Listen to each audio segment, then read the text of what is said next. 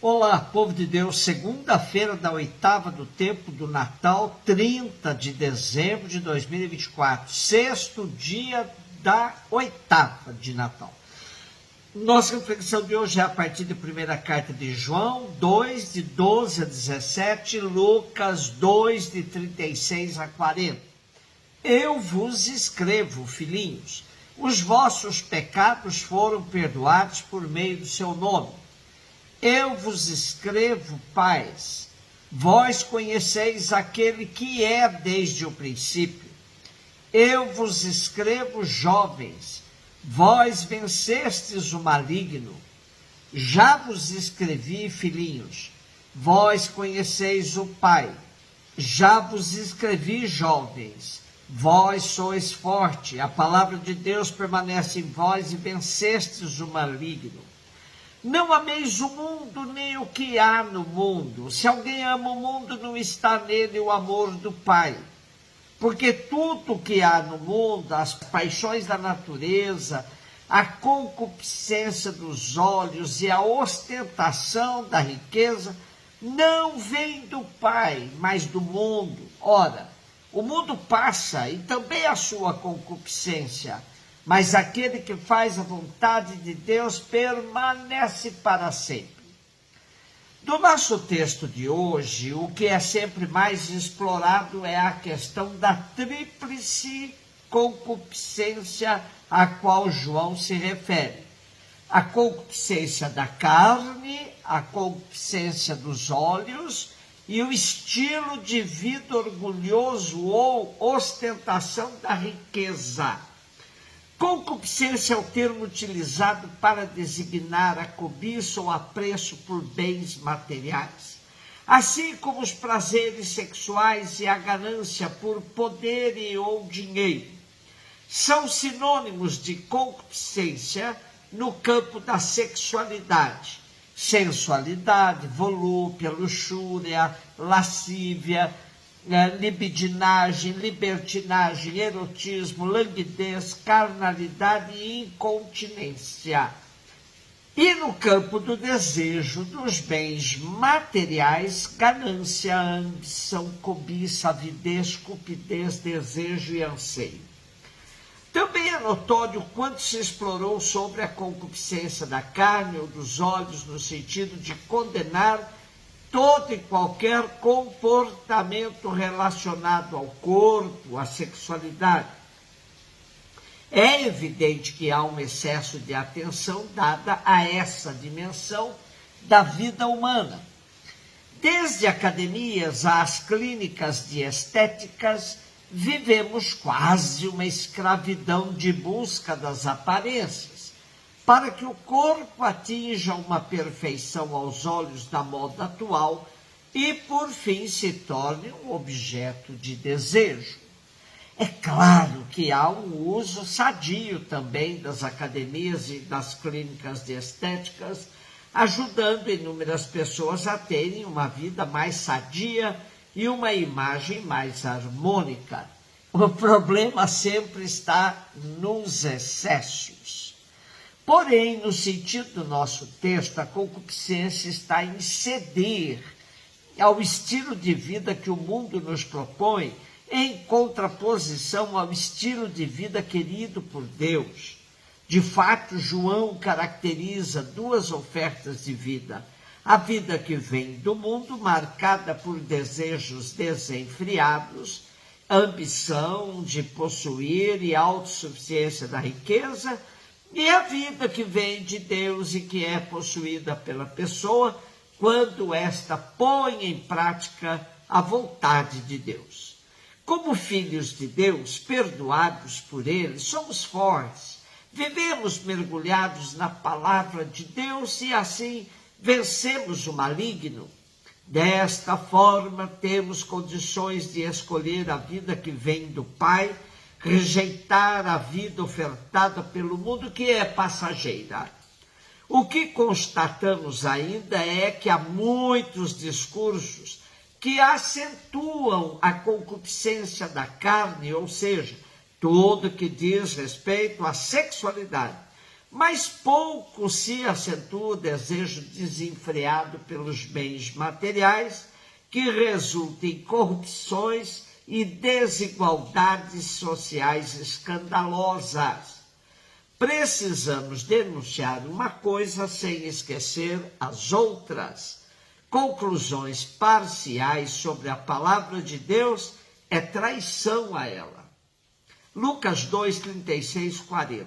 Naquele tempo havia também uma profetisa chamada Ana, filha de Fanuel, da tribo de Aser. Era de idade muito avançada, quando jovem tinha sido casada e vivera 7 anos com o marido. Depois ficara viúva e agora já está com 84 anos.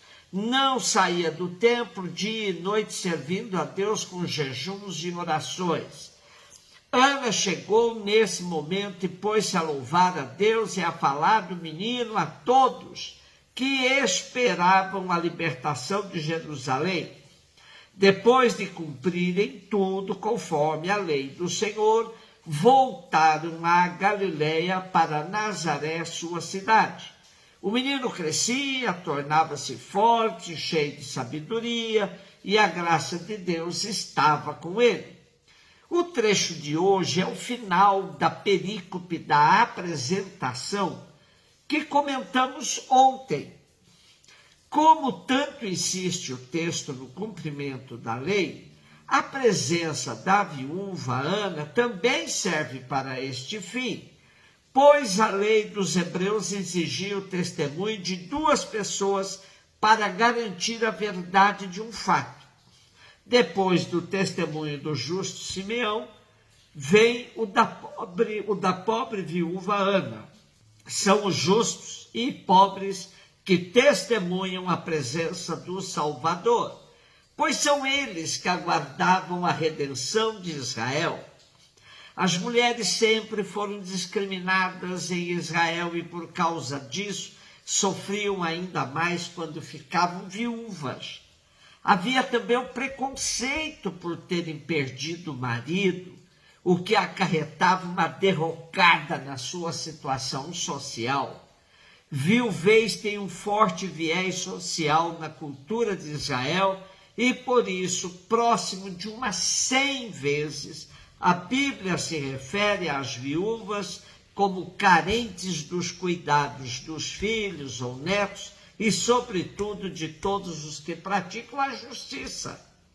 A profetisa Ana, uma anciã com 84 anos, número bíblico que simboliza a perfeição, resulta de 12 vezes 7, pois está no fim dos seus dias, completando o seu tempo. Ana permaneceu casada por 7 anos e deve ter se casado aos 14, idade comum de casamento para as mulheres. Há quem some estes números todos, 84, mais 7, mais 14, dando um total de 105 anos, para relacioná-la a Judite, da tradição hebraica, aquela cujo livro relata a história de uma piedosa viúva que sai da cidade cercada e dirige-se ao acampamento do exército inimigo. Com sua beleza envolve o comandante Holofernes, que se embriaga durante um banquete e tem sua cabeça cortada pela heroína desta história. Conta essa história que Judite morreu com 105 anos. Daí a relação que alguns fazem com a profetisa Ana. Interessante relacionar o último versículo da perícope de hoje com o versículo 52 do mesmo capítulo de Lucas. Pois bem, terminando hoje dizendo que o menino foi crescendo, ficando forte, cheio de sabedoria, a graça de Deus estava com ele. Porém, o versículo 52 diz: Jesus ia crescendo em sabedoria, estatura e graça diante de Deus e dos homens.